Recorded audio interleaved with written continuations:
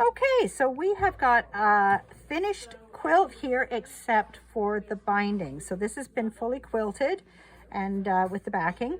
So you can either draw your scallops on the quilt after it is quilted, or you can draw them on just the top. I would highly recommend doing it after it is quilted. Your quilt's going to be much more stable. Your long armor will thank you. And if you quilt it yourself, you'll thank yourself, because it's much easier to deal with a rectangular piece of fabric than it is with one with a nice scalloped edge.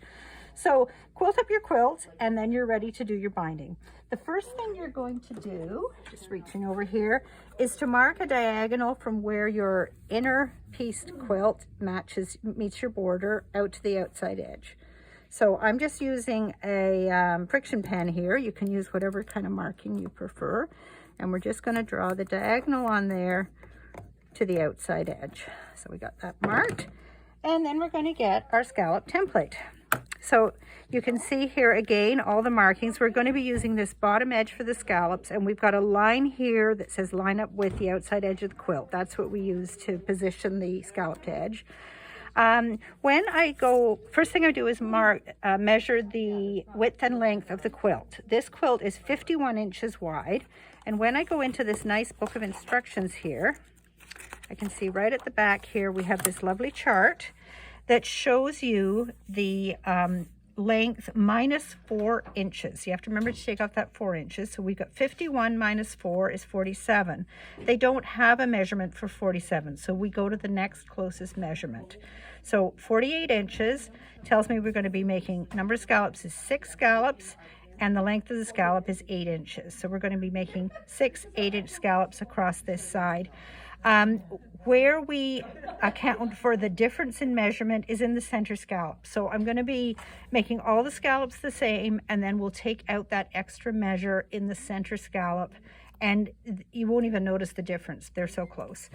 So using that, I know I'm going to make 6, oops, I'm going to keep this here so you can see it better, 6 8-inch scallops. So we find the 8-inch line, and I'm just going to mark that with a little piece of painter tape, just because it's so much easier to see it at a glance where you want to put your markings for your quilt.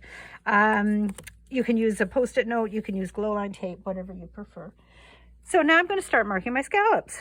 So I'm going to take that line, match it up on the edge, and then I'm going to match the point of the painter tape here to that diagonal line. And I'm going to draw my first scallop with my friction pen. So just to that, and then just going to make a little extra mark there.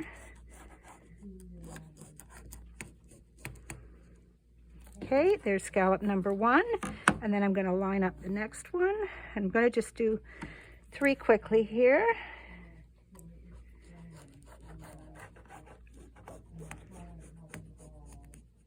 There's number 2.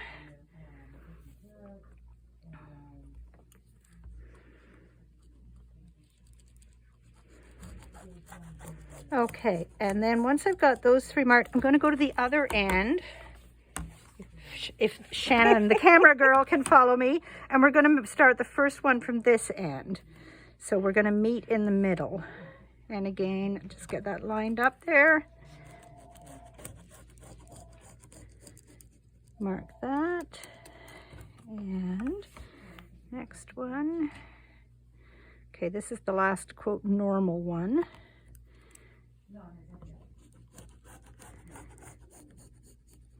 And then I'm going to center this between the 2 points, basically so. And I'm going to do those last ones.